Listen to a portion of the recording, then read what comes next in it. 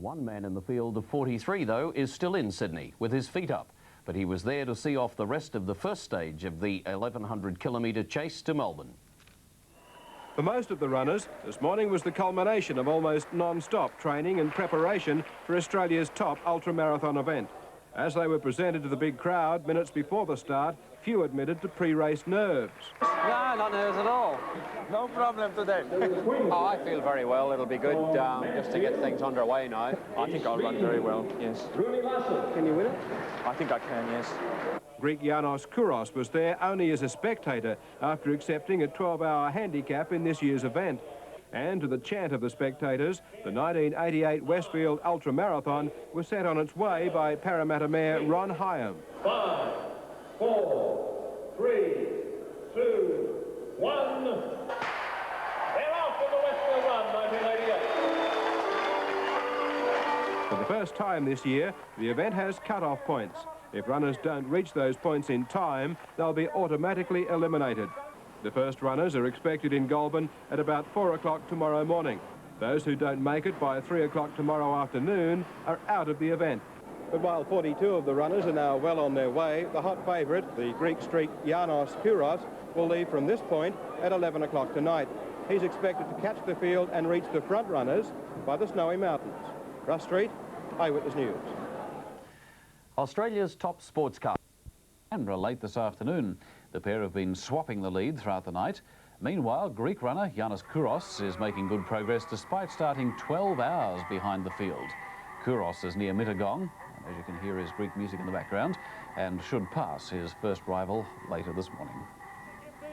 Meanwhile, in Sydney tonight, the $400,000 final of the Inter-Dominion Ultramarathon. But be warned, the Greek streak, Yanos Kouros, who started 12 hours behind the other 42 runners, is catching up fast.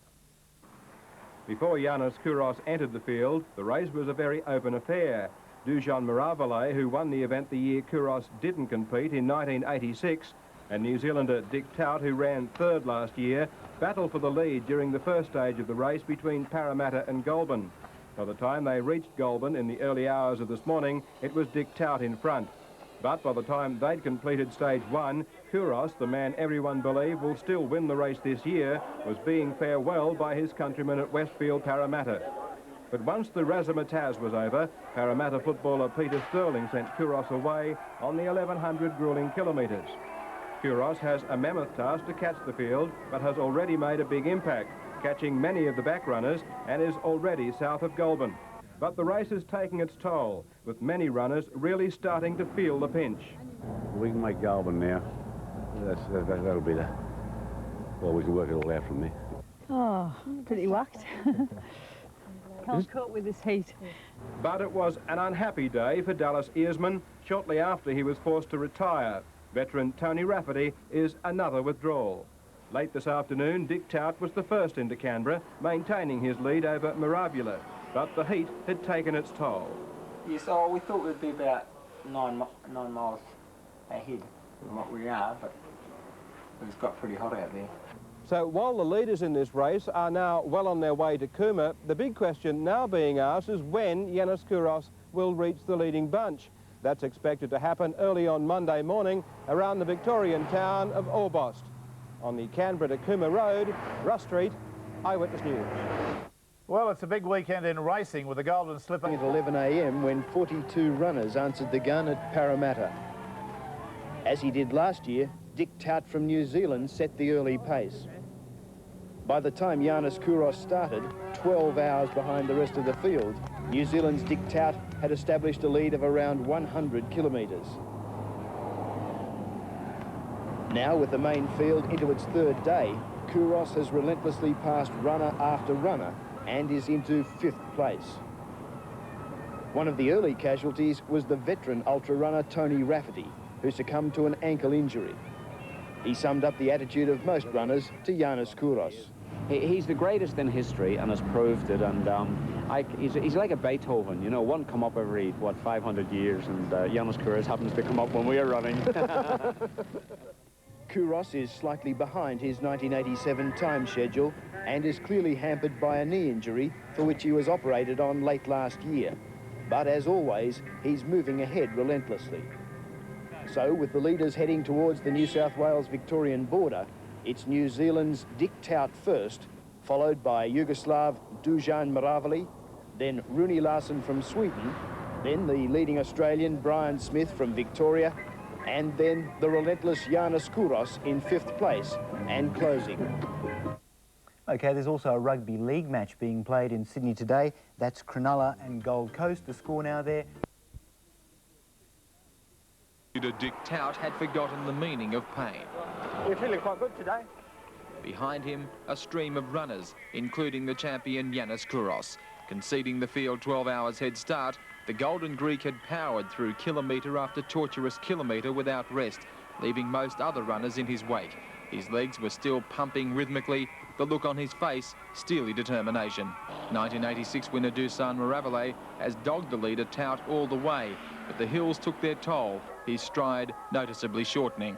Approaching the foot of the snowfields, Victoria's Brian Smith had emerged as one of Australia's strongest hopes and still had plenty in reserve.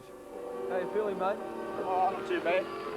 Just behind, another Australian, Owen Talladay. Pleased with his progress, he grabbed a quick rest before again hitting the road. In rugby league, a windswept Tweed Heads was the setting. Out still clinging to the lead. The defending champion Yanis Kouros from Greece left the Victorian seaside resort of Lake Entrance late this afternoon, only 25 kilometres behind. Australia's Brian Smith is in 3rd spot. It was officially day 4 of the Westfield Ultramarathon, and it's been the most exciting so far. As race leader all the way from Sydney, New Zealander Dick Tout left the Victorian seaside town of Lakes Entrance. Hot favourite Yanis Kouros was arriving at the other end of town. Kouros has been the crowd favourite everywhere he's been during this race. Lakes Entrance was no exception. Kouros is running well, but even world champions have to rest sometime. But while Tout and Kouros can feel well pleased with their progress, so too can the leading Aussie, Victorian Brian Smith, currently in equal 3rd spot. Not only has he surprised race officials with his performance so far, he surprised himself. I was reasonably confident. Did a 48-hour run about 6 weeks ago. I got through it with no problems, so I thought I might do all right, but didn't expect to be the leading Australian, put it that way. Well, bless my soul. What about this Mike Tyson at 21? Left Sydney last Thursday night. The rest of the field had already been on the road for 12 hours. But despite that controversial handicap, Kouros began to make up ground quickly as runner after runner in the 40-plus field felt the Greek streak breathing down their neck. Finally, Dick Tout, the Kiwi who had led for most of the race, succumbed to the seemingly invincible Kouros overnight. Kouros passed Tout while he was taking a well-deserved sleep. But the Kiwis' crew saw no point in waking their man and will now concentrate on trying to finish second. As for Kouros, well, he's now expected to cross the finish line in Melbourne early tomorrow.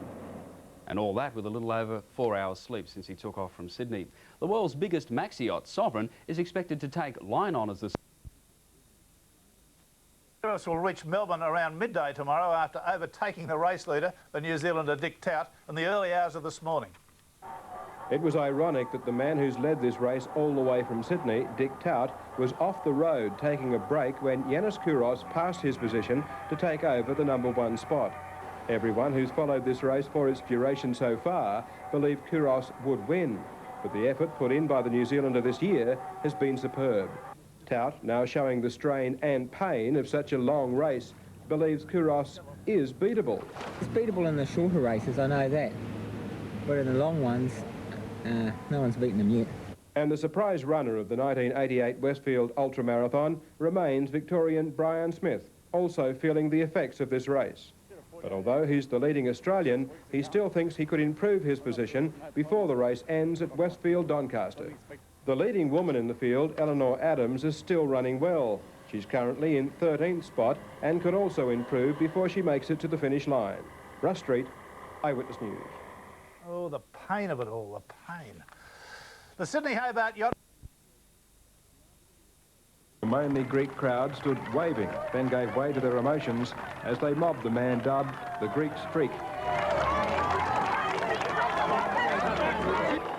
As he approached Westfield Doncaster, Kouros had completed 1,015 kilometres over some rugged terrain in all sorts of weather, including the current heat wave conditions. But after giving the rest of the field a 12-hour start, no one deserved more the kind of welcome reserved for winners of this event.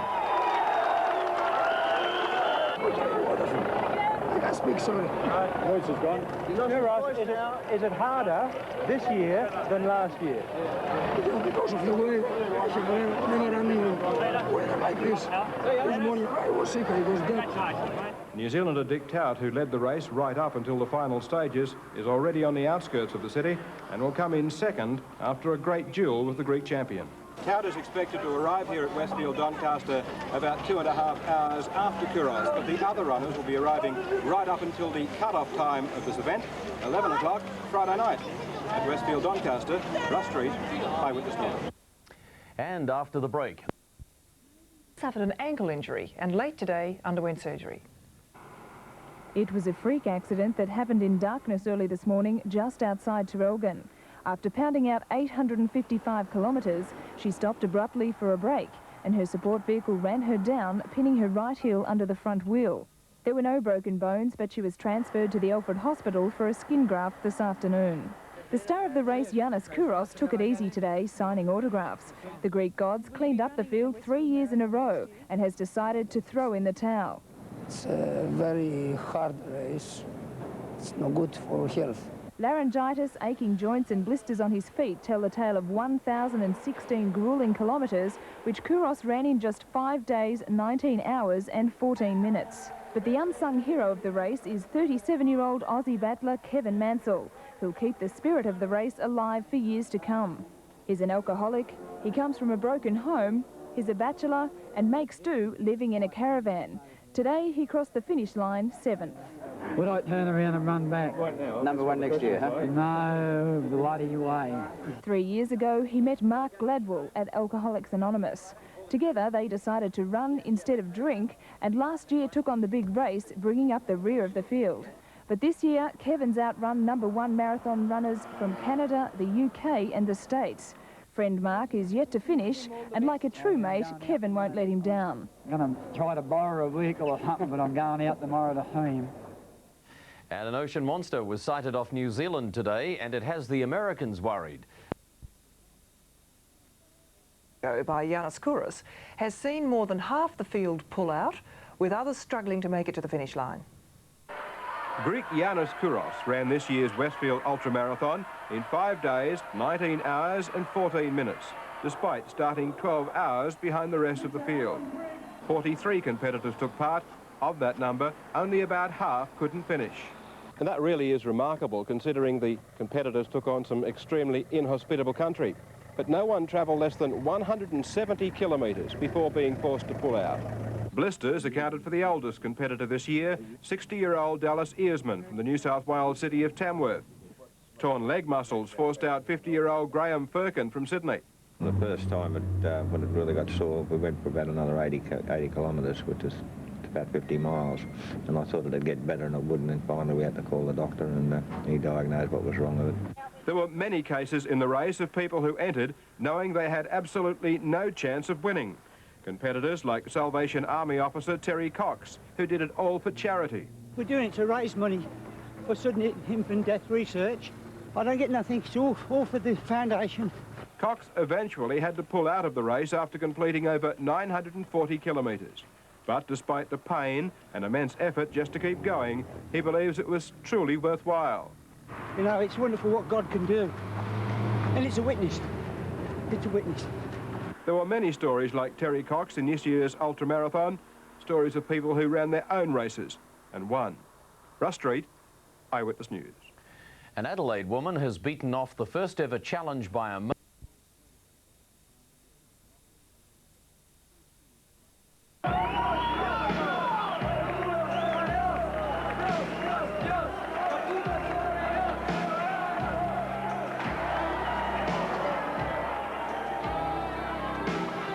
It's now 12 hours since the field left, and Yannis Kouros begins his pursuit.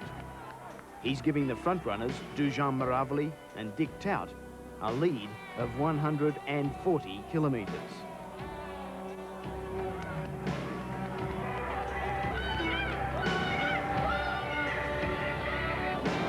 You guys are being chased by Kouros now. How does that make you feel? I just try to put them out of my mind, really.